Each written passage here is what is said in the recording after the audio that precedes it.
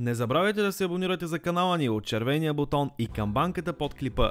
Благодарим ви! Здравейте на всички! Днес ще се приготвим една изключително вкусна, много бърза и лесна за приготвяне баница с готови кори, която на финала ще изглежда точно по ето този начин. За рецептата ще са ни нужни.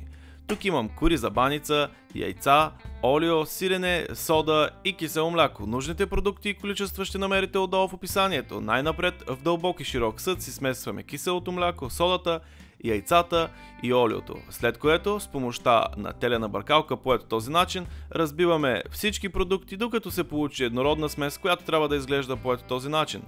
Към сместа си добавяме 2 чайни лъжички брашно, след което с помощта на кухненско ренде си настъргваме сиренето. Разбира се, можем да го натрошим с помощта на ръцете си. Това, което ни остана да направим от заготовката, е да разбъркаме отново всички продукти, докато се получи гладка и еднородна смес, без големи бучки сирене. Следващата стъпка е да си вземем една от корите за баница, след което да разположим малка част от сместа и да я разпределим с помощта на кухненски прибор, в моя случай на лъжица.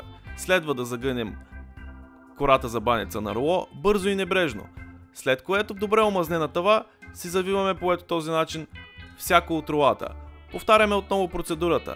Целта на нашата рецепта е да приготвим бързо баницата, затова бързо добавяме от сместа и без да внимаваме дали ще е добре завито рулото и дали ще се скъса, си го добавяме в тавата. На финала тавата ни изглежда по ето този начин. Притискаме, така че да разпределим равномерно всички кори за баница, след което заливаме с остатъка от сместа. Ако нямаме от сместа, заливаме с малко олио. Следва тавата да отиде за 35-40 минути в предварително загрята фурна на 200 градуса с вентилатор. Ето и на финала как изглежда нашата страхотна, супер лесна и незабравима на вкус баница с готови кори.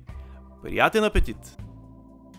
Ако клипът ви е допаднал, не забравяйте да му дадете палец нагоре и да го споделите в социалните мрежи с вашите приятели и роднини. Също така, не забравяйте да се абонирате за канала ни от синия бутон в средата и да оставите коментар за вашето мнение, препоръка или забележка отдолу в коментарите под клипа. Благодарим ви!